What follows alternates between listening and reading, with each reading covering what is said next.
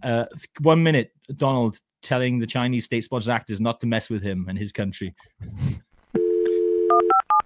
Message for China. Stay away. Welcome back. CyberSpace. Empirical trading. Do you know what I mean? So like, welcome back. Hello and welcome back to the CyberSpace podcast with us, Empirical Training. My name's Josh, and I'm joined today by Andrew and Robbie, 3 of the 4 empirical trainers. I think we're going to kick off. We've got our audience as the kind of 4th or 5th member, as always, and they've asked a question I think we're going to dive straight into. At what point did you think I was right to choose this career, and what happened to make you think that? Anyone want to take approach to this? A question from JML? My silly answer was when the money started rolling in, baby. But in all seriousness, I think it was when I realized that it was such a vast and complex industry, and I could really get my teeth stuck into it, and you know, my brain was going to be fully engaged constantly, because that is good for me. And it's like jujitsu. You know, there's always something new to learn, and there's always somebody better than you, and you have to keep refreshing your knowledge, and you have to not stay complacent. I think that is always good. I don't think there's many people out there that want to be in a job that they can conquer and you know, become a pro at, and then just stay stagnant for their whole career. So this is something that is kind of never ending. There's always something else to learn. There's always something new that comes around the corner. So that's what I like about it anyway.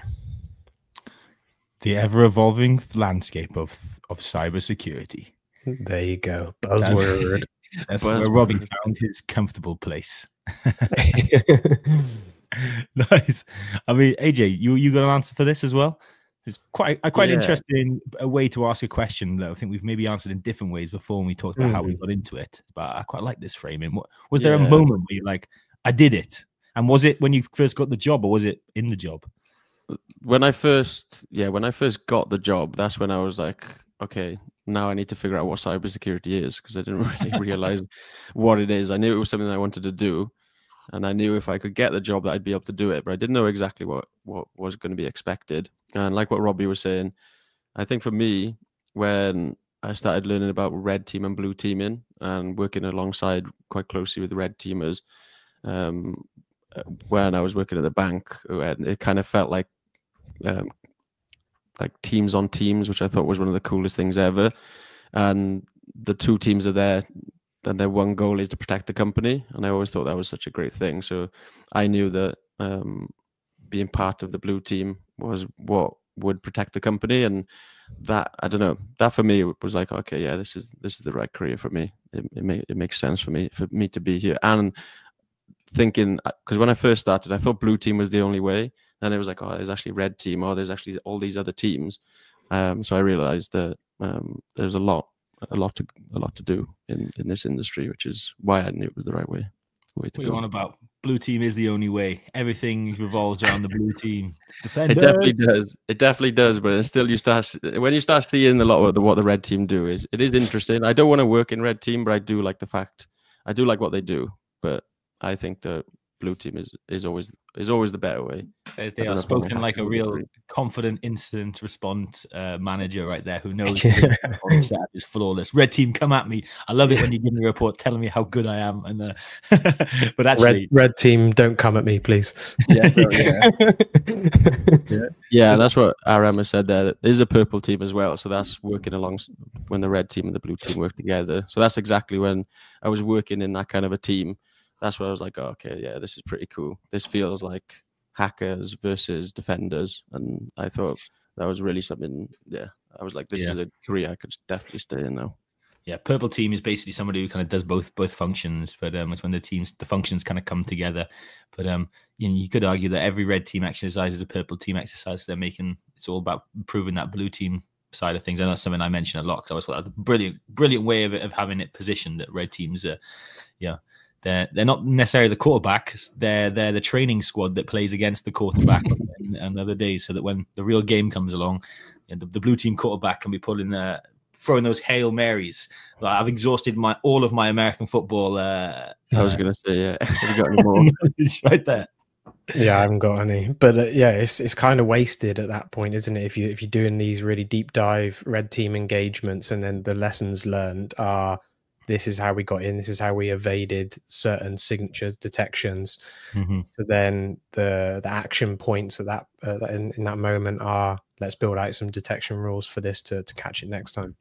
Which is exactly why we say blue team is the best place to start, particularly that SOC analyst role, because whatever else you do in cybersecurity, whether it's GRC, red team, and whatever, it's gonna you need to have knowledge of what the blue team do, and you're gonna be interacting with them as well. So that experience is invaluable. I think. Go on.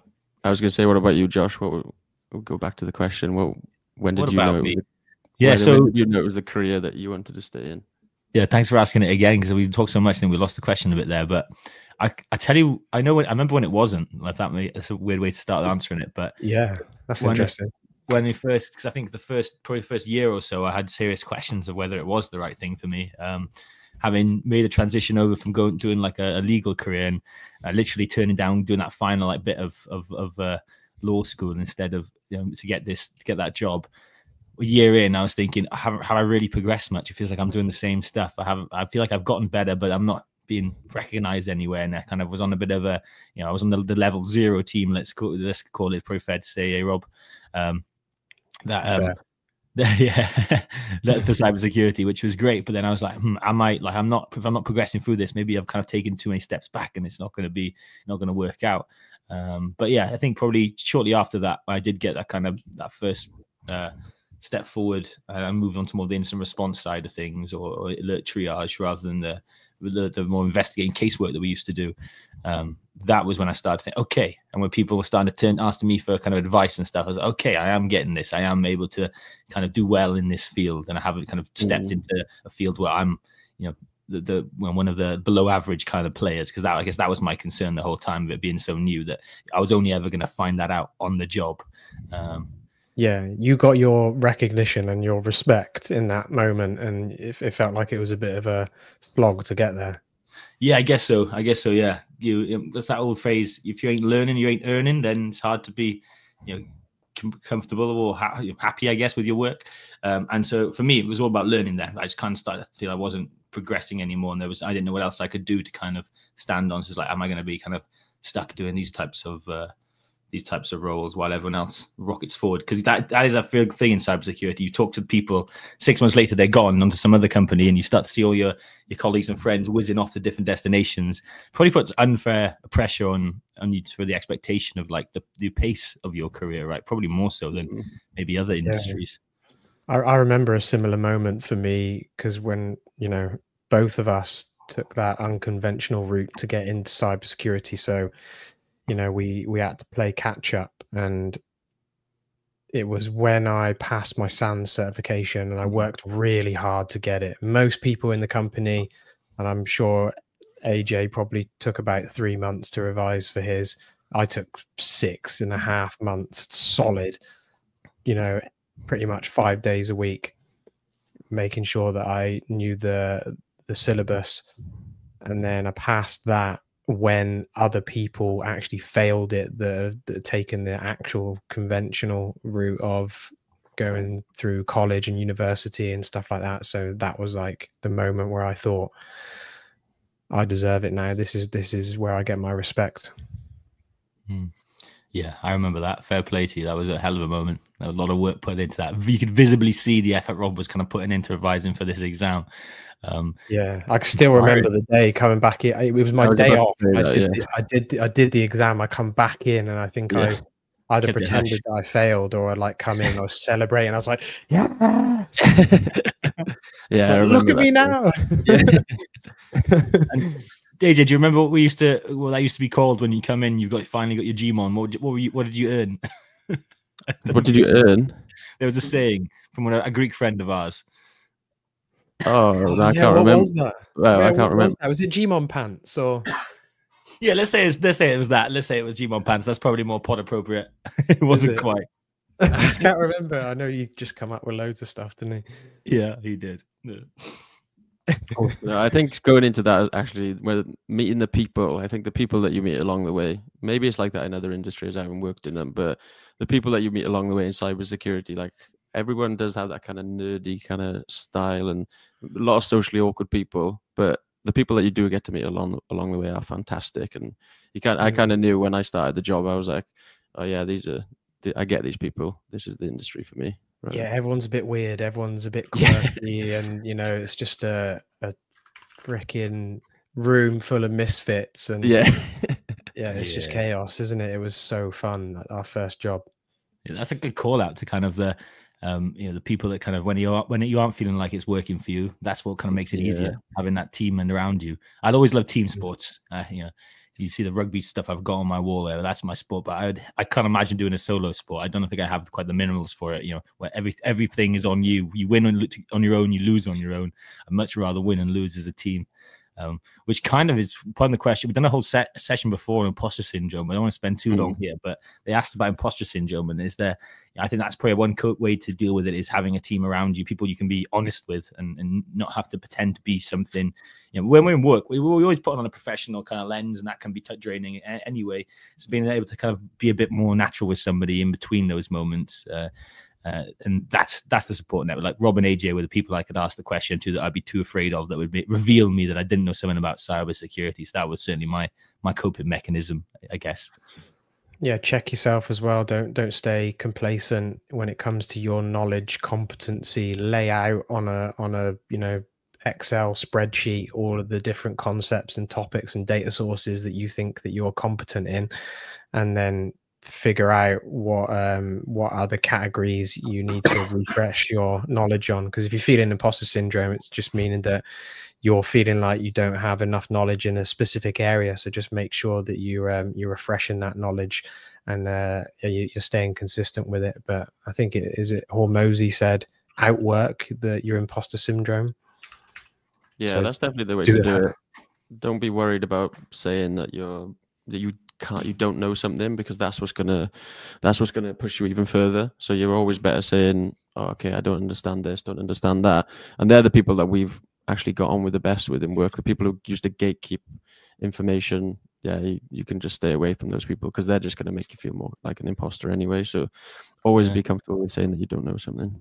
And as we've gotten more experience as well, I think I've noticed that kind of image of wanting to show, not wanting to ask a question if you don't know something, is very much more the lower levels, and the middle or high levels. And people, they're more grateful for you to ask a question if you don't know what it is they're talking about, because I think that real technical people can sometimes see when you're kind of say, oh yeah, and you don't not really getting it or whatever. And then you ask a question down the line that just like, oh, you've really missed the point type of here. They'd much rather you stop them at that point and say, hey, I'm not sure about that, could you explain that a bit more?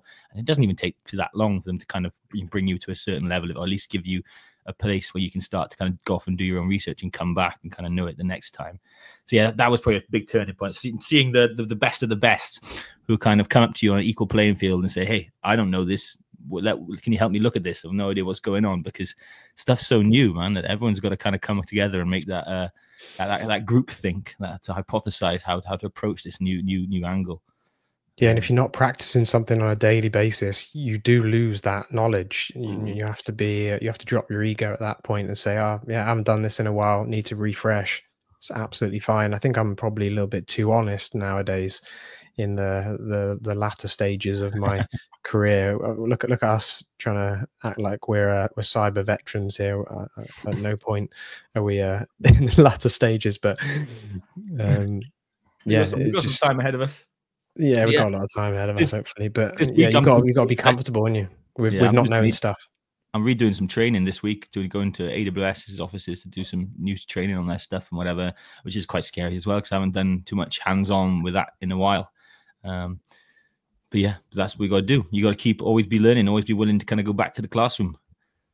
Yeah, that's why it's so great though, isn't it? Because there's always something new, which is only going to keep you in the job, as long as you're one of those people that likes to stay up to date. Because I know that before cybersecurity came along, there was a lot of like IT professionals who'd been doing IT for quite a long time, and then it switched into more cybersecurity in the cloud, and they didn't really adapt to it, and they ended up on maybe lower salaries and felt like they should be compensated for more, but they didn't move into the more cloud-based, maybe cybersecurity roles that they definitely can go into. So yeah, there's always something to learn, which is so good.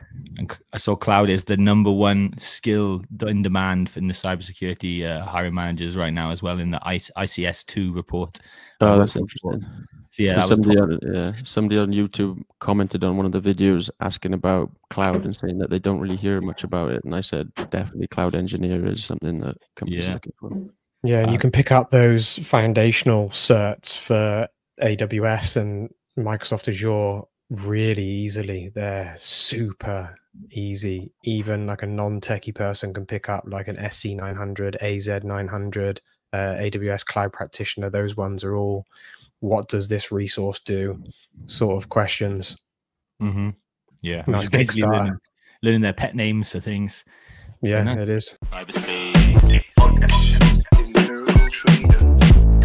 But Mr. Phones, Mr. Andrew Jones. We wrapping now. Yeah, I felt I can't just call you Phone. Nobody knows that's what I call you. And now they do. Now they do. Now the deep faked voice that calls me up is gonna say, "Yo, it's your mate Phones," when they try and engineer me to transfer you money. Yeah, you need a safe word. Yeah. We'll talk about that offline. The safe word. Yeah, better add. So AJ, yeah. T-Mobile, right? You're our incident response guy. I think you got a pretty big incident that's ongoing. Not that you're working, so I need to clarify that. Yeah, not that I'm working, but it is something that came up this week. T-Mobile getting hacked for, I think it was the 6th time. If there's somebody in the community, correct me, but I think it's the 6th time that they've been hacked in the last 5 years, is it? Maybe 10 years. And this one related to, well, they've said that it was related to a wave of telecom providers getting breached by Chinese state-sponsored threat actors. They're calling themselves Salt Typhoon, but there's no actual information, which is what I actually hate about stuff like this, when they don't, unless they don't know yet, but they don't release exactly what happened. So me as an instant responder, I want to know exactly how the attack happened, how they got breached, and how they responded to it. There's no information like that out here. That's all it really says, is that the hacking group were Chinese government state-sponsored, and they were trying to exploit private communications, call records, and it even says law enforcement information requests. So it says that no significant customer data was impacted, but yeah, what exactly happened, we're still waiting to find out. The pre-report is always a bit of a tease, isn't it? Yeah. Oh, actually, this says this is the 9th recorded breach for T-Mobile since 2019. Is it? Whoa. That's days. Yeah, so there's my fact check. I fact checked myself. Let me fact check you as well. Yeah. Let me fact check that fact check. Yeah, no, not that one. It's incredibly minor as well, because the name, they've got lots of names. So I wonder, they call themselves that. So that's why I had a little Google, because I often wonder, whenever I hear a name, who's given them that. And occasionally, like, I think ransomware actors are a bit more like, they like a little brand or whatever. Chinese nation states sponsored actors tend to, I can't imagine them sitting down like, yeah, we are Salt Typhoon, high-fiving or whatever. Yeah. They've got other names: Famous Sparrow, Ghost Emperor, Earth Estuaries. That's a cool one. And UNC 2286. So it looks like these are the different names probably given to them by different research groups that find their activity each There's time. one interesting possible vulnerability. I know we were talking about CCNA at the start of this. It says possible vulnerabilities in Cisco equipment, routers then, to infiltrate networks, but Cisco has denied any compromise. So yeah, I don't know, we're kind of just stabbing in the dark here really with what is going on. But that's chat what would our hacker name be? The empirical training team try and come up with a cool hacker name for us. I can't remember one right now. If we were a state-sponsored hacker, what would you call us? Yeah, we're the most sophisticated, please. Yeah. But these, I mean, this is whenever I see state-sponsored stuff, that's what kind of got me interested in cybersecurity, all to start with, how this is like. the geopolitical arena of cyberspace warfare. Yeah. If you want to get really kind of dramatic about it, but this espionage is almost always top of their list, and it looks like some of the stuff that it might have been trying to target. They were targeting other US telecommunication providers as well, like AT&T, Verizon. And there seems to be some political motivation here. They tried to tap the two parties running for president, or they were at the time. Okay. The Trump and Vance, and also the Harris and Waltz with the targets here. So it's this classic nation state sponsored just actors trying to go after big valuable targets. Information is absolute key for them. So they will spend a lot of money, time, and patience to try and sit on get themselves to a position where they can kind of, basically funnel out really sensitive intelligence and use that in other geopolitical ways, maybe in physical kind of espionage as well. So yeah, I mean, can't really blame them if you got China's government knocking on your door. You're going to get compromised. I wonder, were the other 9 times state-sponsored actors, or? I don't know. I don't think so, because I know that when we weren't working in the same company at that time. I thought there was a T-Mobile one when we first started working together, but I think a lot of it has just been kind of customer data, isn't it? I don't think it was stuff that maybe really state-sponsored actors cared about too much. I wonder what information is going to come out afterwards, because there's so many different theories running through my head right now, especially when it's related to stuff that's going on in the US for elections and stuff like that. You don't know who's involved. Is it some backhanders? And it's all that's true. Could be somebody sitting in T-Mobile opening up the door for these we know people do that, right? That's an easy way to gain access. Is you can, if it goes from the extreme of them putting pressure on you by kidnapping a family member, that's talked about. I've never heard of it. That actually happens to then allow you to pressure you to let someone into an organization, or it can just be find a disgruntled employee online, offer to give them a little bit of money or another job somewhere else, and then if they just click on a link to a certain email that they can expect in their inbox at 10 a.m. on a Monday morning, that's quite. If an employee clicks on a phishing email, then it lets somebody in, but you can't really blame that employee, and you could find it really hard to identify if they've been done it on purpose, right?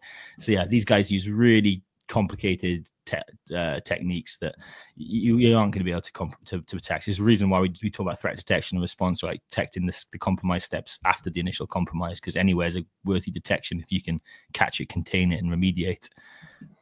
Gents, have you had any experience, any use cases where you had, say, a customer, Robbie, who's like, hey, I'm really concerned with nation states. What have you got kind of that fits that bill for detecting their types of actions? Or AJ, have you had any experience securing organizations or detections against those APT, advanced persistent threats? Well, you don't always know really, but threat intelligence I've had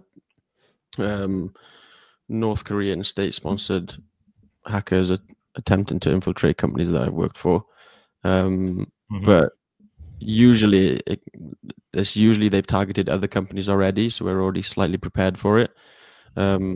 Usually with the threat intelligence that we've obtained, we already understand what the APT is trying to do. I don't think I've ever been anywhere where the APT is completely just targeting the one company that I'm going for, if that makes sense. So it's kind of their tactics and techniques are already quite well known.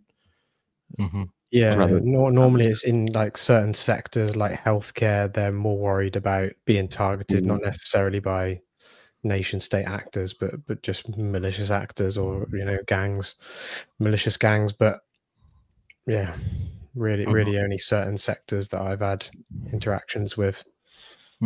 Yeah, some definitely care more about it than others, and I think some even accept, when that's where we have disaster recovery, or some people do a cyber insurance. There's kind of breach warranties, which at a time they had to write out from cyber insurance policies. If it's a nation state and state actor, we're not paying out. They're basically saying, no matter how much money you give us, we aren't going to pay out for that because it's going to happen. And then also I think insurance companies realized if they were getting a big wad of cash from a company, they probably weren't spending that same wad of cash on their security defenses or their threat monitoring program. Although interesting, I don't know if you guys deal with cyber insurance. I talked to a guy the other day. It's a friend of my partner who came around the house, and he works in insurance, and he said that now it's really cheap cyber insurance because most people have kind of got stepped away from it, so now they're kind of slashing prices down there. Oh, really?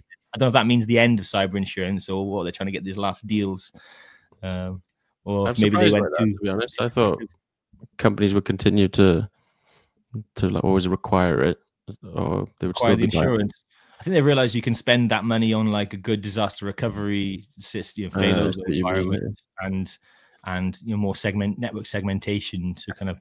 I suppose isolate cyber bad. insurance isn't something that the companies have to have these days, is it? I don't think it's something they have to have. No, it's something that I think it was really popular for a time because I think your board members, they speak in money, right? So if you can say, hey, you can spend 100 grand and we might not get compromised this year on a managed detection response provider, let's say, or you can spend 100 grand on this insurance policy, and if we get compromised, they'll cover our damages for up to $1 million of like restoration fees, business downtime, etc. That makes a lot more sense to the people who think in money and deal in money, right? Who don't know cybersecurity. So I think that was why we saw that big explosion of cyber insurance over everything. They then started getting a bit more clever and being like, right, your insurance policy is based on how secure you are. Actually doing that kind of risk assessment. I'm not going to insure you your car to drive who's got no steering wheel and no seatbelts. I see what you mean. But then after that, they were like, we're still paying out. So they took away even more requirements. Yeah, I know that if you go through certain compliance certifications like Cyber Essentials, you can get insurance as like an add-on feature, depending on the level of the certification and how much what like the level of the license. You can get a certain amount of cyber insurance as like a bit of a freebie. Yeah, see, those breach protection warranties are big, like marketing kind of engines. I'm a little dubious. I have spent some time in some of the terms and conditions of some of them. There's a lot of kind of, hey, if this happens, we're not paying out. And then, that raises the question for, okay, if the same company who's been to stop it is writing those conditions or involved in it, they're going to know all the ways to kind of wiggle out, if that makes sense. So I'm in two minds about it, but I think obviously it has an effect, because if now the question becomes, well, you're buying an insurance provider, you're buying a security provider, and they give you insurance, I can see how the boards like that. So maybe that's the natural evolution there.